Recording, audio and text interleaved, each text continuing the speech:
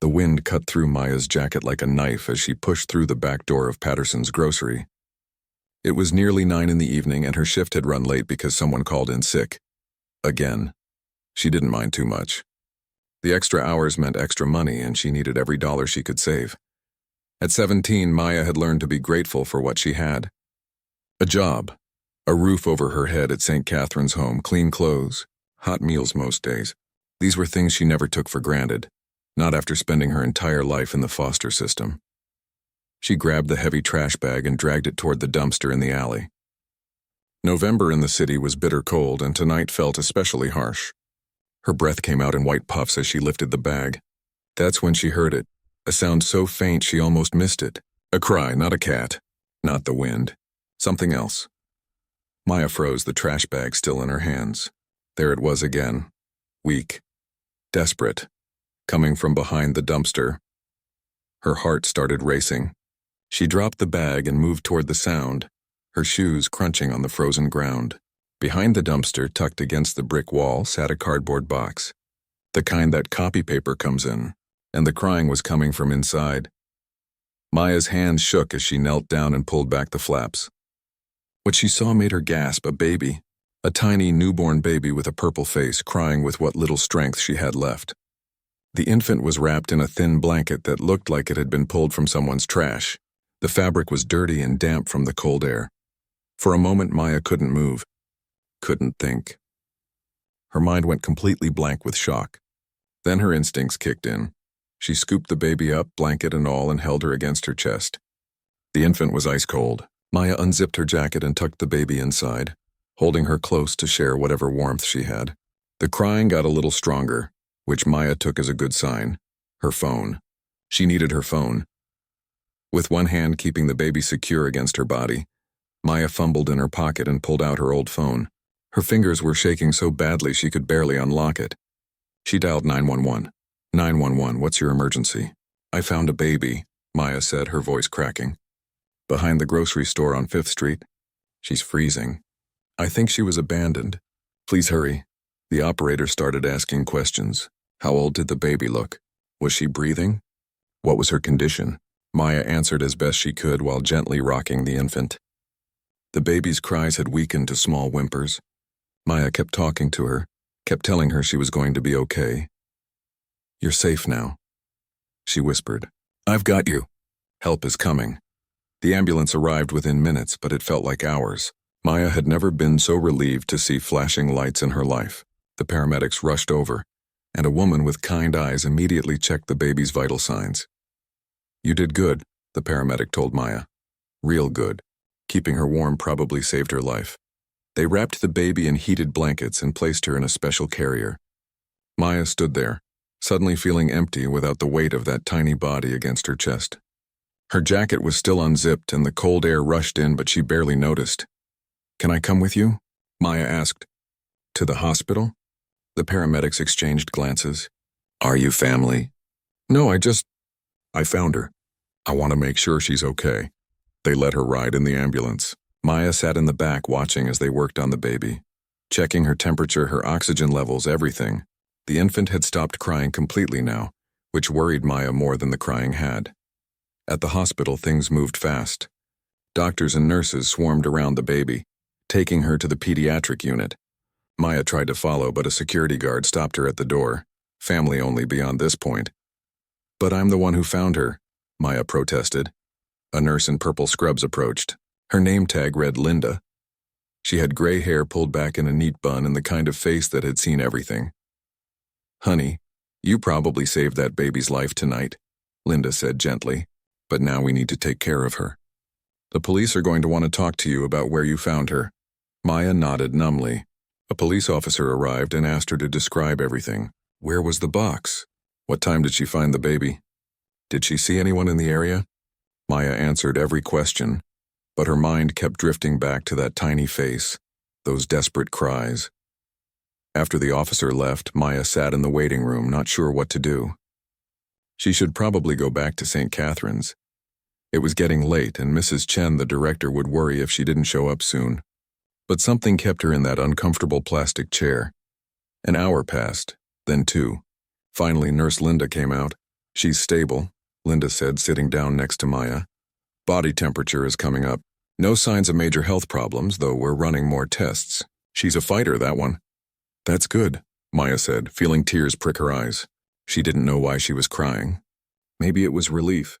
Maybe it was something else. The police found no identification, Linda continued. No note, nothing. She'll be placed with Child Protective Services once she's medically cleared. Maya knew what that meant. The baby would enter the system. The same system Maya had been stuck in her whole life. Bouncing from home to home, never quite belonging anywhere. Can I see her? Maya asked quietly. Linda hesitated. You're not family. Please, just for a minute. Something in Maya's voice must have gotten through because Linda stood up and motioned for her to follow. They walked through the corridors to the pediatric unit. In a small room under warming lights lay the baby. She looked so much better than she had in that cold alley. Her skin was pink now instead of purple. She was sleeping peacefully. The nurses have been calling her Grace, Linda said softly, until we know her real name. Grace. Maya stepped closer to the clear bassinet. The baby was so small, so helpless. Someone had thrown her away like trash, left her to die in the cold. How could anyone do that? But Maya understood in a way. She'd been abandoned too, left at a fire station when she was just 3 days old. No name, no note, just a baby nobody wanted. Looking at Grace, Maya felt something shift inside her chest. A connection. A recognition. This baby's story was starting exactly like hers had. Alone, unwanted, heading into a system that would chew her up and spit her out. I should go, Maya said, but she didn't move. Linda put a gentle hand on her shoulder. You can visit tomorrow if you want. During visiting hours? Maya nodded, unable to take her eyes off the sleeping infant. Finally, she forced herself to turn away and leave the hospital. Outside, the night air felt even colder than before. She caught a bus back to St. Catharines, watching the city lights blur past the window. Mrs. Chen was waiting up when Maya got back. The older woman took one look at Maya's face and pulled her into a hug without asking questions. Later, lying in her narrow bed in the room she shared with 2 other girls, Maya stared at the ceiling. She couldn't stop thinking about Grace, about how cold she'd been, how small, how alone. Maya knew she should just forget about it. She'd done her good deed. The baby was safe now. That should be enough, but it wasn't enough. Not even close. Something had happened in that moment when she'd held Grace against her chest. Something that felt like recognition, like destiny, like 2 lost souls finding each other in the darkness. Maya didn't know it yet, but her life had just changed forever. The path ahead would be harder than anything she'd ever faced. But sometimes the hardest paths lead to the most beautiful destinations. As she finally drifted off to sleep, Maya's last thought was a promise. A whisper in the darkness, I won't let you end up like me. I won't let you grow up feeling unwanted. It was a promise she had no idea how to keep. But she knew deep in her bones that she would find a way. Maya showed up at the hospital the next day right after her morning shift ended. She'd barely slept, her mind racing all night with thoughts of the baby. Grace. Even the name felt right somehow. The woman at the reception desk gave her a skeptical look when Maya asked about visiting the infant in pediatrics. Are you family? I'm the one who found her, Maya said, trying to keep her voice steady. The nurses said I could visit. After a phone call to the pediatric unit, they gave her a visitor's badge. Maya's hands were sweating as she rode the elevator up. She didn't know what she was doing here. She should be studying for her math test or picking up extra hours at work. But her feet kept moving toward that room. Nurse Linda was there, feeding Grace from a tiny bottle. The baby's eyes were closed and she was sucking contentedly. Maya stood in the doorway, not wanting to interrupt. Come on in, Linda said with a warm smile. Want to hold her? Maya's heart jumped. Can I? You saved her life. I think you've earned it. Linda showed Maya how to support the baby's head, how to hold the bottle at the right angle. Grace was so light in Maya's arms, so fragile. But she was warm now and her skin was a healthy pink. She looked nothing like the half-frozen infant from last night. Any news about her family? Maya asked, though part of her didn't want to know the answer. Linda shook her head. The police investigated, no leads. No missing person reports matching her description. Whoever left her didn't want to be found. Maya felt a strange mix of sadness and something else, something she didn't want to examine too closely. Over the next 2 weeks, Maya visited every single day, sometimes twice a day if her schedule allowed. She'd hold Grace, feed her, change her diapers, sing to her. The nurses started expecting her, greeting her by name. They showed her how to burp the baby properly, how to swaddle her tight like a little burrito. "You're a natural," Linda told her one afternoon. "Ever think about working with children?" Maya had thought about a lot of things, but mostly she thought about Grace. About what would happen when the hospital discharged her. About the foster home she'd end up in. On day 16, a woman in a gray suit arrived at the hospital. She introduced herself as Ms. Rodriguez, a social worker with Child Protective Services. Maya was sitting in the rocking chair, Grace asleep against her shoulder when Ms. Rodriguez walked in. "You must be Maya," the social worker said. "The nurses tell me you've been very dedicated to this little one." Maya nodded, instinctively holding Grace a little tighter. Ms. Rodriguez sat down in the other chair. "Grace will be discharged tomorrow. We have a foster family lined up. The Hendersons. They're experienced, good people. Tomorrow." The word hit Maya like a punch to the gut. "Can I ask you something?" Maya heard herself say. The words came out before she could stop them. "What would it take for someone to adopt her?" Ms. Rodriguez raised her eyebrows. "That's a complicated question. Are you asking hypothetically, or what if I wanted to? Adopt her, I mean." The social worker's expression shifted to something between sympathy and concern. "Maya, I understand you've formed an attachment, but adoption requires financial stability, a suitable home, and I have a job." Maya interrupted. "I'm about to graduate high school. I live at St. Catherine's, but I could find a place." Ms. Rodriguez sighed. "You're 17. Even when you turn 18, you'd need to prove you can provide a stable environment. The process takes months, sometimes years, and Grace has some medical needs that require ongoing care." "What medical needs?" A heart murmur. "Nothing life-threatening, but she'll need regular checkups, possibly medication. It's manageable, but it adds complexity." Maya looked down at the sleeping baby in her arms. "A heart condition. That would make her harder to place for adoption. Some families would pass her over because of it, just like families had passed over Maya when she was young. Too old, too quiet, too something. "I want to try," Maya said firmly. "I want to apply to adopt her." Ms. Rodriguez studied her for a long moment. "I'll be honest with you. The chances are very slim. The system isn't set up for single teenage adoptive parents, but..." She paused. "I've been doing this job for 15 years. I've seen a lot of kids slip through the cracks. If you're serious, I'll tell you what you need to do." Maya was serious. Deadly serious that night. She sat down with Mrs. Chen in the director's small office at St. Catherine's. The older woman listened quietly as Maya explained everything.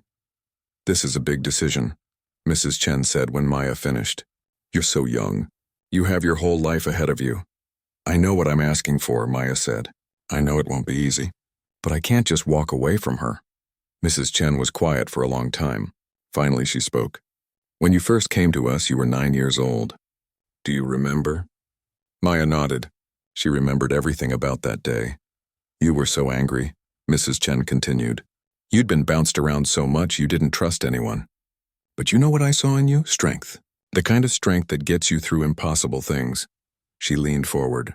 "If you want to do this, I'll help you. But you need to understand what you're up against." Over the next few weeks, Maya learned exactly what she was up against. The paperwork alone was overwhelming. Background checks, financial statements, home inspections, references. She needed to prove she could support a child when she barely made enough to support herself. She picked up more hours at Patterson's grocery, working every shift they'd give her. Her boss, Mr. Patterson, was a gruff man who rarely smiled. But when Maya explained what she was doing, something shifted in his face. "My wife and we couldn't have kids," he said gruffly. "Always regretted not adopting. You need more hours, you got 'em." Maya enrolled in online parenting classes. She sat in the St. Catherine's computer room late at night, watching videos about infant care, child development, emergency procedures. She took notes on everything. Ms. Rodriguez visited twice to interview her. The questions were hard and personal. Why did she want this? How would she manage financially? What was her support system? Did she understand the responsibility? Maya answered every question honestly. She talked about growing up in the system, about knowing what it felt like to be unwanted, about the connection she felt to Grace from the moment she picked her up from that cold alley. "I know I'm young," Maya said during one interview. "I know everyone thinks I'm crazy. Maybe I am. But Grace needs someone who won't give up on her. Someone who understands what it's like to be thrown away. I can be that person." Meanwhile, Grace was with the Henderson family. Maya was allowed supervised visits twice a week. Each time, it got harder to leave. Grace would cry when Maya handed her back, and Maya would feel her heart breaking a little more. Mrs. Henderson was kind but confused by Maya's attachment. "You're so young to be thinking about this," she said gently. "Don't you want to enjoy your youth? Go to college, date?" Maya didn't know how to explain that none of those things mattered if Grace wasn't in her life. 3 months after finding Grace, Maya turned 18. Ms. Rodriguez called her into the office. "Your application has been reviewed," the social worker said. Maya's heart stopped. "They're not approving it, not yet. You don't have adequate housing or sufficient income." Maya felt tears spring to her eyes. "So that's it?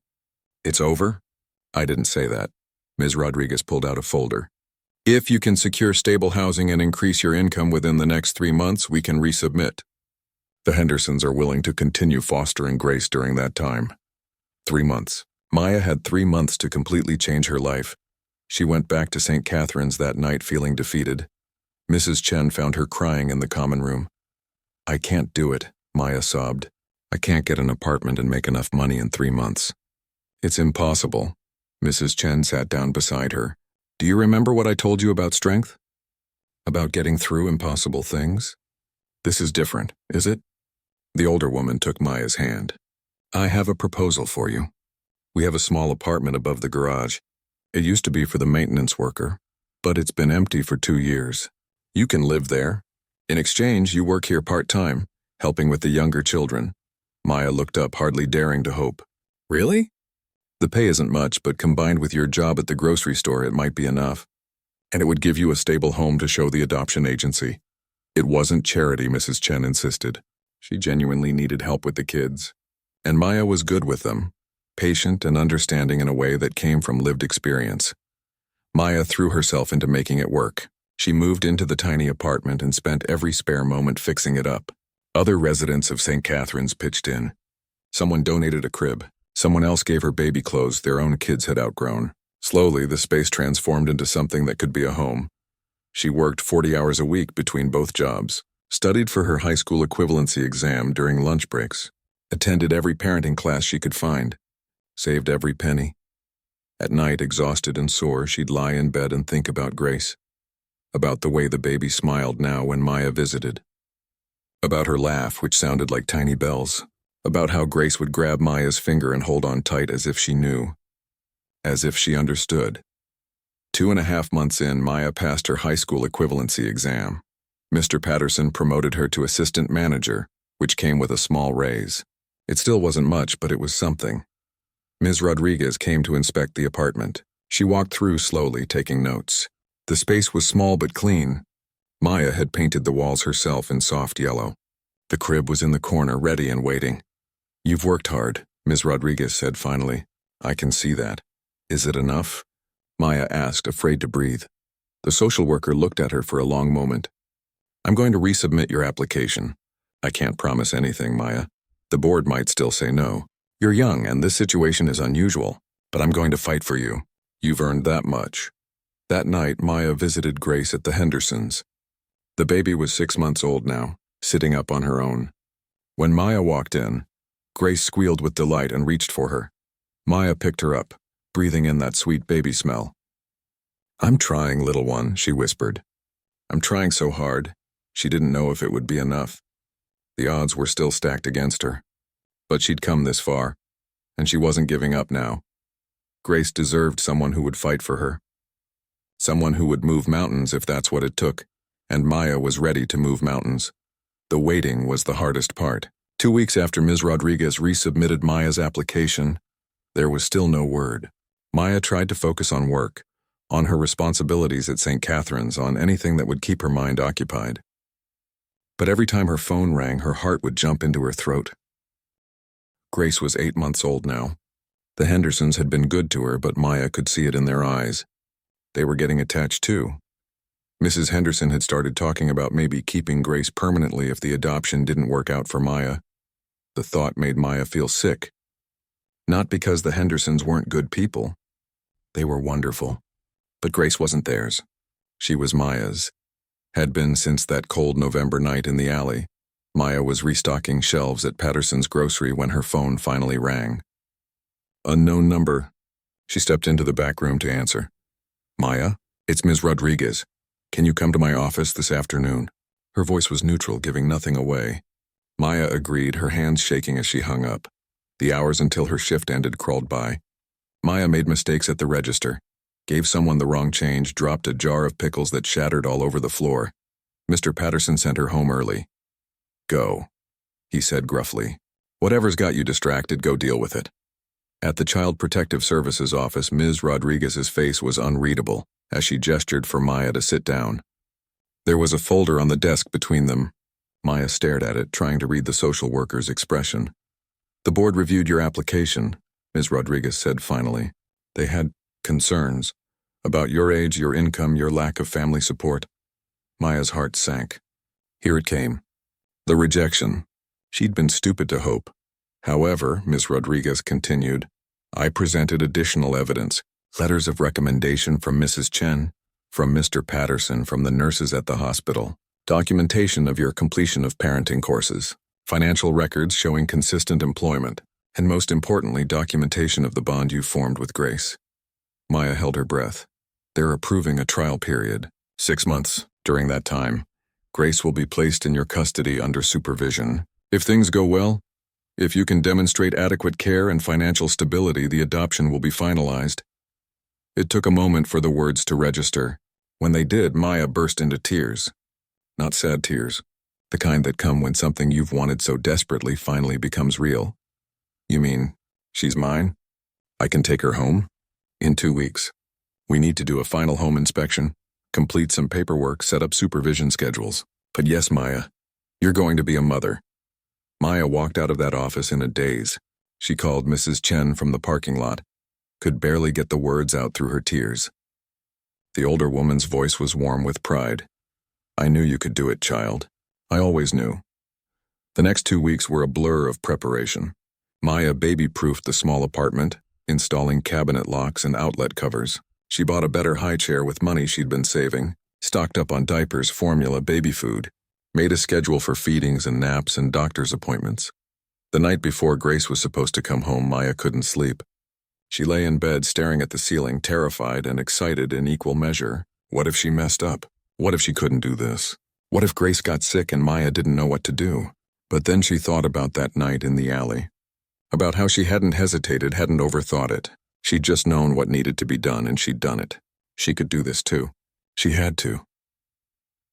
The next morning, Ms. Rodriguez brought Grace to the apartment. Mrs. Henderson came too, her eyes red like she'd been crying. She handed over bags of clothes and toys, a detailed schedule of Grace's routines, instructions for her medication. Call me if you need anything, Mrs. Henderson said, touching Grace's cheek gently. Anything at all. Then they were gone, and it was just Maya and Grace in the small apartment.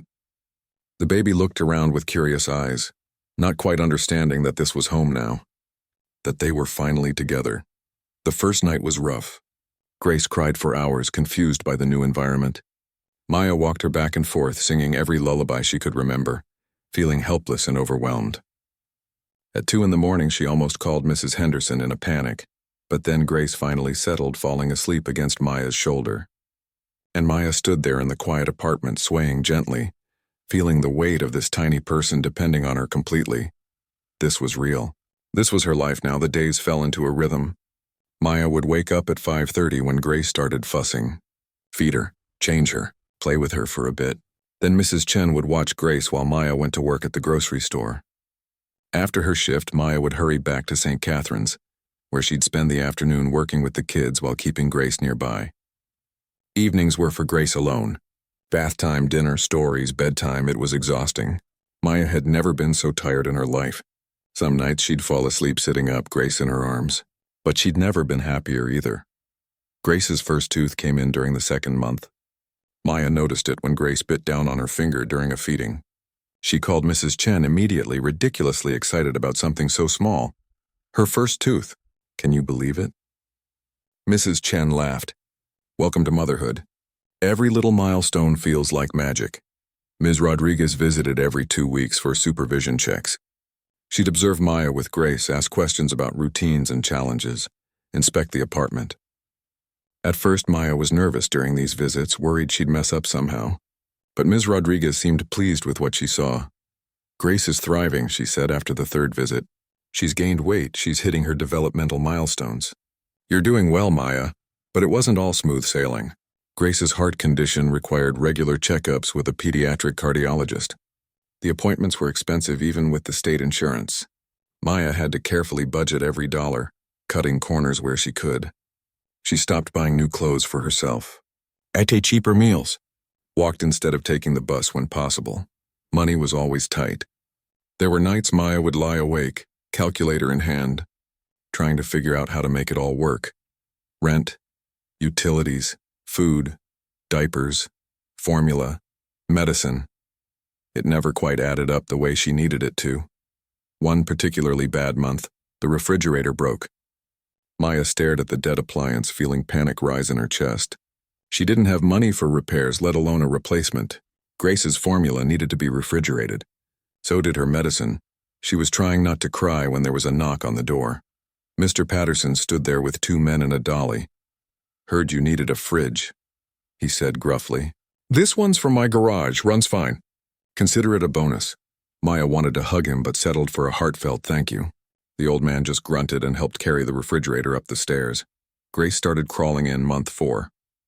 Maya was folding laundry when she looked up and saw the baby scooting across the floor, determined to reach a toy on the other side of the room. Maya grabbed her phone and recorded it, laughing as Grace wobbled and toppled over, then got right back up and kept going.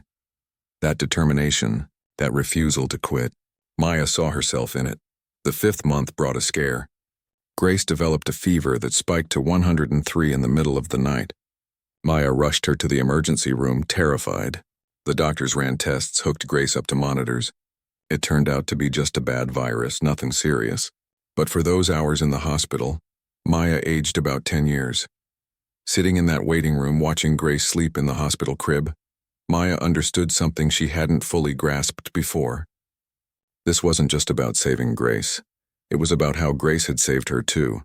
Before Grace, Maya had been drifting, working to survive but not really living, not really hoping for anything beyond getting through each day. Grace had given her purpose, a reason to be better, to do better, to fight for something. Ms. Rodriguez's final supervision visit came during month 6. She spent 3 hours at the apartment observing everything. How Maya interacted with Grace, how organized the space was, the food in the cabinets, the safety measures, the routines. At the end, she sat down with Maya at the small kitchen table. Grace was napping in her crib, the baby monitor crackling softly between them. I'm going to be honest with you, Ms. Rodriguez said. When you first told me you wanted to adopt Grace, I thought you were out of your mind.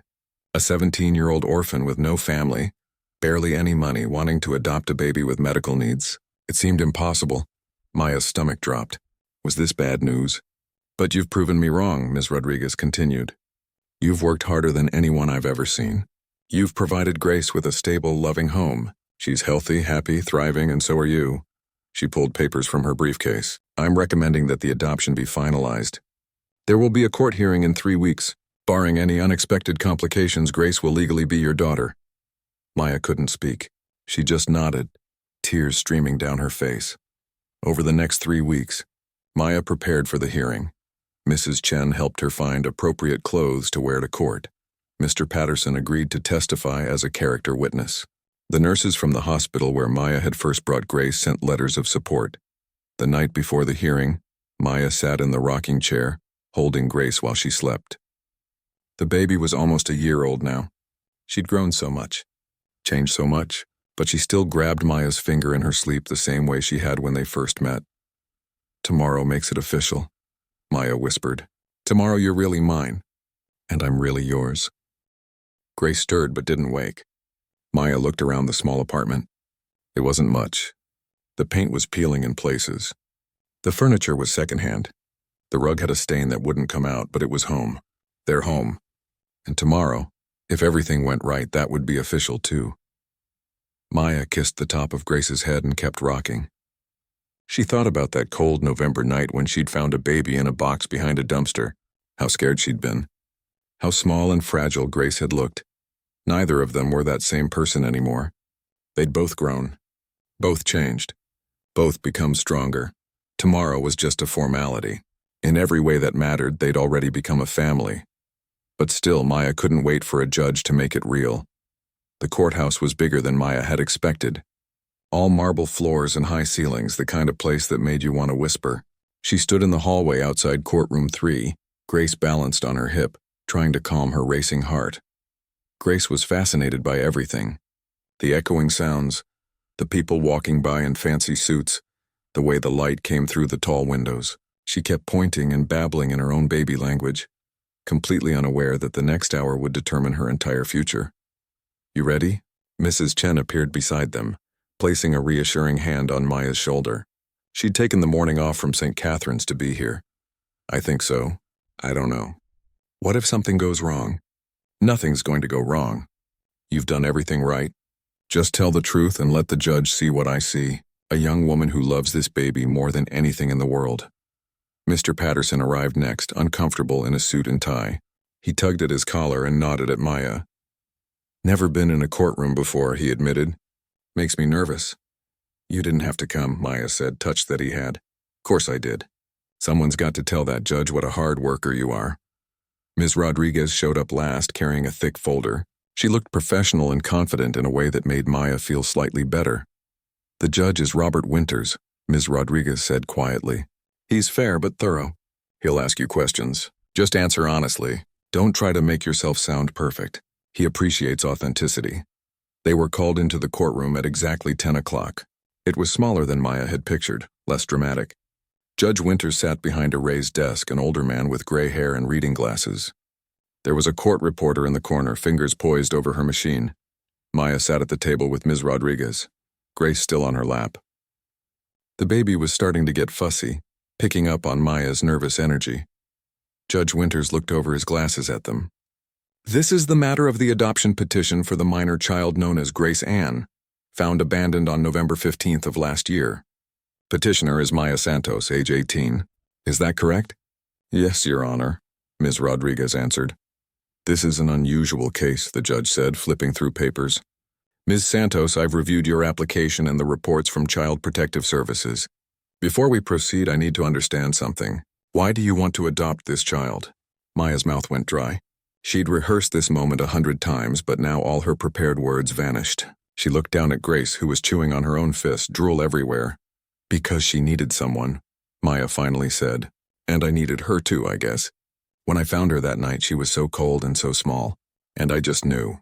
I can't really explain it better than that. I just knew we belonged together." "You're very young," Judge Winters observed. "Most people your age are thinking about college, careers, having fun. Do you understand what you're giving up by taking on this responsibility?" Maya thought about the late night studying while Grace cried. The constant worry about money. The way her friends from St. Catherine's had slowly drifted away because she never had time to hang out anymore. "I'm not giving up anything that matters," she said. "Everything I have, everything I am. It's better because of her." "I know I'm young." "I know people think I'm crazy, but I grew up in foster care, Your Honor. I know what it's like to not have anyone who really wants you, to bounce around, never belonging anywhere. I couldn't let that happen to Grace, not when I could prevent it." Judge Winters made a note. "Ms. Rodriguez, what's your assessment of the situation?" The social worker stood. "Your Honor, I'll be honest. When Maya first approached me about adoption, I was skeptical. Very skeptical. But over the past 9 months, I've watched her transform her entire life to provide for this child. She works 2 jobs. She's completed parenting courses and obtained her high school diploma. She's maintained stable housing and has proven capable of managing Grace's medical needs. Most importantly, the bond between them is undeniable. Grace is thriving under Maya's care." "I'd like to hear from the other witnesses," Judge Winters said. Mrs. Chen went first. She talked about knowing Maya for 9 years, watching her grow up at St. Catherine's. How Maya had always been responsible, mature beyond her years. How she'd taken this challenge and risen to it in ways that surprised even Mrs. Chen. That girl has more strength and determination than most adults I know, Mrs. Chen said firmly. She'll be a good mother because she already is one. Mr. Patterson was less eloquent, but his testimony carried weight. He talked about Maya's work ethic, her reliability, how she never missed a shift, never complained, always showed up ready to work. I've had employees twice her age who weren't half as responsible, he said. She's the real deal. If I had a daughter, I'd want her to be like Maya. Then the judge asked to see Grace's medical records. Ms. Rodriguez presented them along with documentation of all the cardiology appointments Maya had kept, the medications she'd administered, the careful notes she'd maintained. The heart murmur, Judge Winters said. I see here it requires ongoing monitoring. Do you understand the financial implications of that, Ms. Santos? Yes, Your Honor. Grace has state insurance that covers most of it, and I've been saving every month for unexpected costs. Her next cardiology appointment is in 3 weeks. I already have it scheduled. And if there's a medical emergency, if she needs surgery? Maya's hands tightened around Grace. Then we'll figure it out. Whatever she needs, we'll make it work. That's what parents do. The judge was quiet for a moment, studying them. Grace chose that moment to reach up and pat Maya's face with her chubby hand, babbling something that sounded almost like mama. It wasn't her first word yet, but it was close. May I speak freely, Your Honor? Maya asked suddenly. Please do. I know this isn't normal. I know teenage single mothers aren't supposed to adopt babies. I know the statistics probably say I'll fail, but statistics don't know me, and they don't know Grace. Her voice grew stronger. We're both orphans, both abandoned, both thrown away like we didn't matter. But we found each other and we matter to each other. That has to count for something.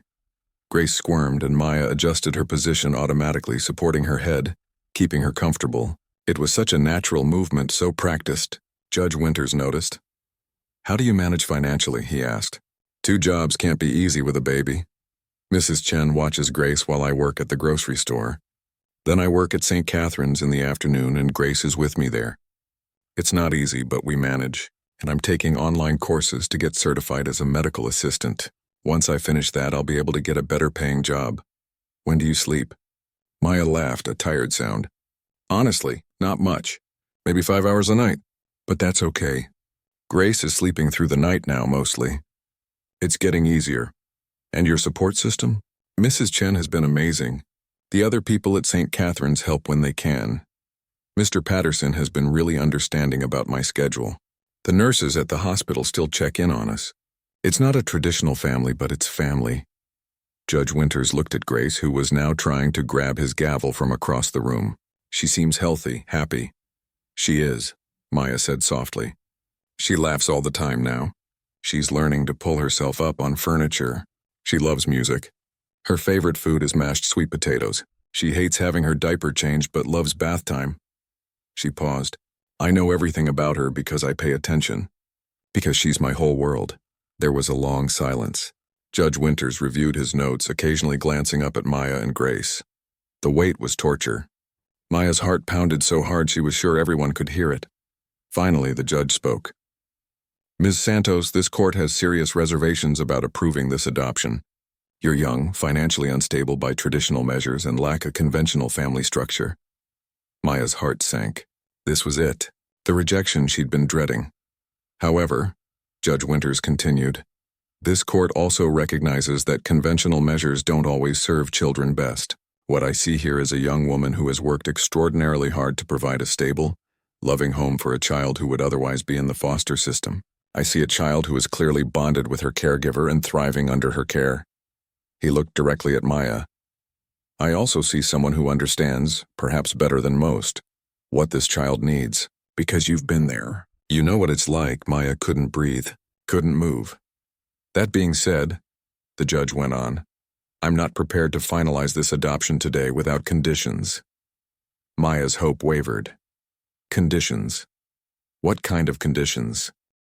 I'm ordering continued supervision by Child Protective Services for an additional 6 months. During that time, Ms. Santos, you will maintain steady employment, keep all medical appointments for Grace, and participate in monthly check-ins with Ms. Rodriguez. If at the end of 6 months everything remains stable, we'll finalize the adoption. If there are any significant issues, we'll need to reconsider. He picked up his gavel. But I want to be clear. This is not a denial. This is a probationary approval. Grace will remain in your custody, Ms. Santos. You are, for all practical purposes, her mother. We're just making sure we're doing right by both of you. The gavel came down. Case continued for final approval in 6 months. Court adjourned. It took Maya a moment to process what had happened. Not a yes, but not a no either. 6 more months. She could do 6 more months. She could do anything if it meant keeping Grace. Ms. Rodriguez was smiling. That's a good outcome, Maya. Judge Winters doesn't give probationary approvals lightly. He believes in you. Outside the courthouse, Mrs. Chen pulled Maya into a hug, careful not to squish Grace between them. 6 months will fly by. You'll see. Mr. Patterson shuffled his feet awkwardly. Guess I'll see you at work tomorrow then. Still need someone for the morning shift? I'll be there, Maya promised. That evening, alone in the apartment, Maya sat on the floor with Grace. The baby was playing with blocks, knocking them down and laughing every time they tumbled. 6 more months, half a year of proving herself, of being watched and evaluated and judged. But Grace was here, in their home, safe and loved and thriving. We're almost there, little one, Maya whispered, watching Grace stack another tower of blocks. Just a little bit longer, and then it's forever. You and me, a real family. Grace looked up and smiled, that beautiful toothless grin that made everything worthwhile. She crawled into Maya's lap and snuggled close, and Maya realized something important. Judge Winters was wrong about one thing. They weren't, for all practical purposes, a family. They already were one. Had been since that cold November night. The paperwork would just make it official. The 6 months passed both faster and slower than Maya had imagined. There were good days when everything clicked into place. Days when Grace learned something new and Maya felt like maybe, just maybe, she was doing this right. And there were hard days. Days when Grace ran a fever and Maya panicked. Days when the money ran out before the month did, and Maya had to choose between buying herself lunch or saving it for diapers. Days when exhaustion hit so hard she'd cry while washing bottles at midnight. But she never quit. Never even thought about quitting. Grace's first birthday came in November, exactly 1 year after Maya found her. They celebrated in the small apartment with Mrs. Chen and a few kids from St. Catherine's. Maya had baked a cake herself, lopsided and imperfect but made with love. Grace smashed her hands into it, getting frosting everywhere, laughing that pure baby laugh that made all the sleepless nights worth it. Make a wish, Mrs. Chen said as Maya held Grace near the single candle. Maya closed her eyes. She wished for what she'd been wishing for all year, that the adoption would be finalized, that Grace would be hers forever, that they'd never be separated. Ms. Rodriguez's monthly visits became routine. She'd show up, observe them for an hour or two, ask her questions, make her notes. Each time Maya held her breath waiting for criticism, for some sign that things weren't good enough. But Ms. Rodriguez seemed pleased. She commented on how Grace was meeting all her developmental milestones, walking at 13 months, saying her first real words at 14 months. Mama was one of them, and Maya had cried when she heard it. The heart murmur was still there, but the cardiologist said it was stable. Grace would need monitoring, probably for years, but there was no immediate concern, no surgery needed, just vigilance. Maya finished her medical assistant certification when Grace was 15 months old. She'd studied late at night after Grace, went to bed, fighting to keep her eyes open, taking practice tests until she knew every answer by heart. The day she got her certification, she showed it to Grace like the baby could understand. Mama did it. Mama's going to get a better job now. Things are going to be easier. Grace just clapped her hands and said, "Yay." Mr. Patterson was sad to see her go, but understood. "You've got to do what's best for that little girl," he said, shaking her hand on her last day. "You ever need anything, you call me. You hear?" Maya's new job was at a medical clinic 3 blocks from St. Catherine's. Better hours, better pay, actual benefits. It felt like a miracle. For the first time since finding Grace, Maya wasn't constantly stressed about money. She could buy Grace new clothes instead of second-hand ones, could afford to take her to the zoo on weekends, could even start a small savings account for emergencies. Month 5 of the probationary period brought a scare. Grace fell while learning to climb the furniture and hit her head. Maya rushed her to the emergency room, terrified. The doctors checked her out, said she was fine, just a small bump. But Maya had to report it to Ms. Rodriguez. Accidents happen. The social worker reassured her. Kids fall. You did exactly the right thing by getting her checked out. But Maya worried. Would this count against her? Would the judge see it as negligence? The final hearing was scheduled for May 10th. As the date approached, Maya found it hard to sleep. She'd done everything right, kept every appointment, maintained steady employment, provided a stable home. But what if it wasn't enough? What if the judge changed his mind? You're going to worry yourself sick, Mrs. Chen scolded gently. Have faith. You've earned this.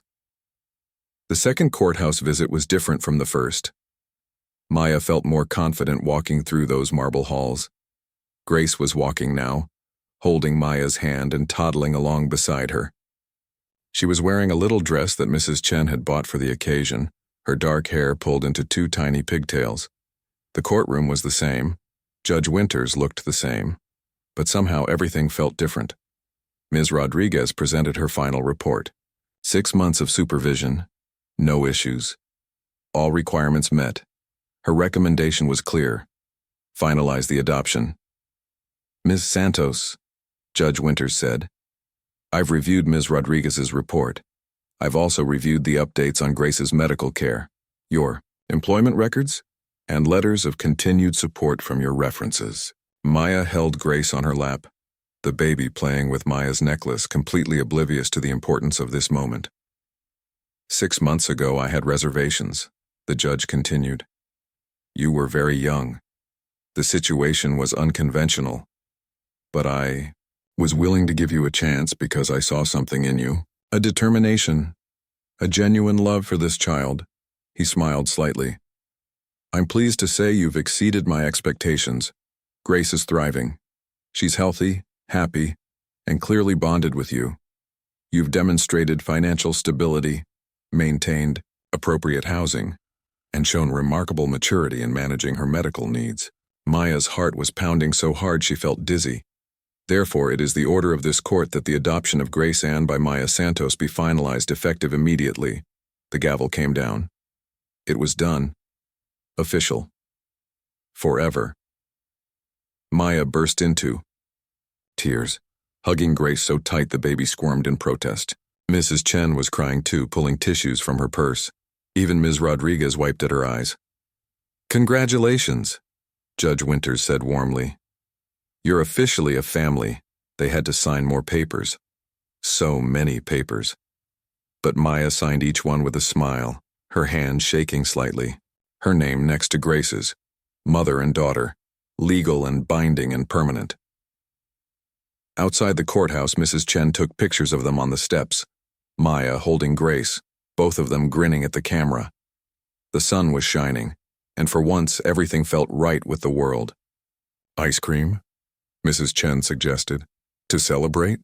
They went to a little shop nearby. Grace got vanilla all over her face, and Maya didn't care. Let her be messy. Let her be silly. She was Maya's daughter now.